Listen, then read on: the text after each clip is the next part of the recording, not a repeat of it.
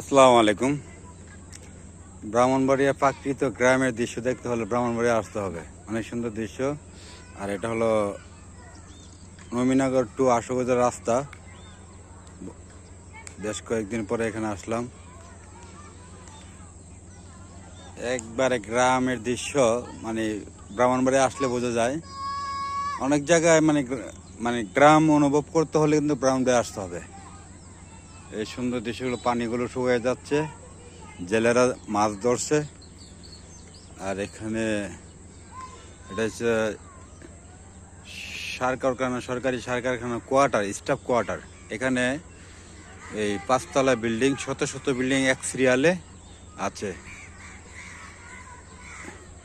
শুধু এখানে না, আরও আছে সরকারি। সারা বাংলাদেশের মধ্যে যদি আপনি অনুভব করতে চান, অথবা কোন জেলার লোকের সাথে কথা বলবেন, এই যে বিল্ডিংগুলো দেখছেন, এখানে কিন্তু সারা বাংলাদেশের বিভিন্ন জেলার লোক এখানে তারা চাকরি করে। এখানে তারা স্টাফ কোয়ার্টার, এখানে ওনারা থাকে। এটাকে বলে জিয়া সার কারখানা। এই যে সার কারখানাটা আশা করি দেখতে পাচ্ছেন, এটা হচ্ছে সার কারখানা। গ্রামের প্রকৃত দৃশ্য দেখতে হলে আসতে হবে। চলে আসুন ব্রাহ্মণবাড়িয়া, দাওয়াত দিল।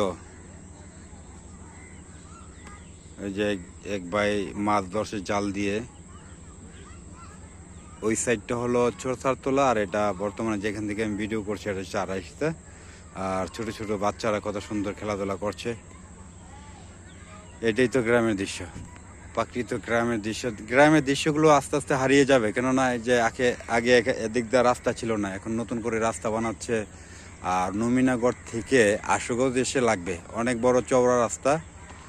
আর আশা করি হয়তো বছর 2 বছরের ভিতরে চালু হয়ে যাবে রাস্তাগুলো। আর কত সুন্দর কাক উড়ে যাচ্ছে, ছোট ছোট বাচ্চারা খেলাধুলা করছে।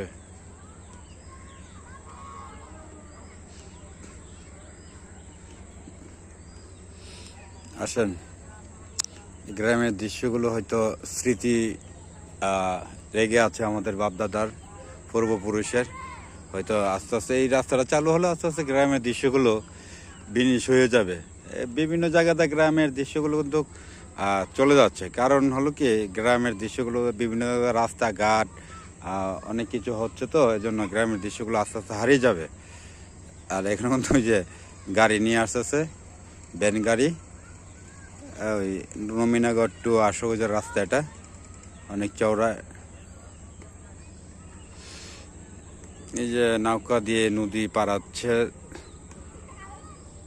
এই যে এটা আর কিছুদিন পরে বাঁশ দিয়ে ব্রিজ বানাবে। বাঁশ দিয়ে একটা বাঁশ লাগে, 2-3টা বাঁশ লাগে। তারপরে মানুষ কিন্তু হেঁটেই যেতে পারবে। এখানে কিছু সময় পানি থাকে, আবার কিছু সময় শুকনো থাকে। চলে আসুন, শুভ বিকাল। এই বিকালের এই অপূর্ব সুন্দর দৃশ্য দেখতে হলে চলে আসতে হবে ব্রাহ্মণবাড়িয়া। সবাই দাওয়াত লইল। সবাই ভালো থাকবেন। আমি কাজী মুখলেস আজকের মতোই বিদায় নিলাম। আল্লাহ হাফেজ, আসসালামু আলাইকুম।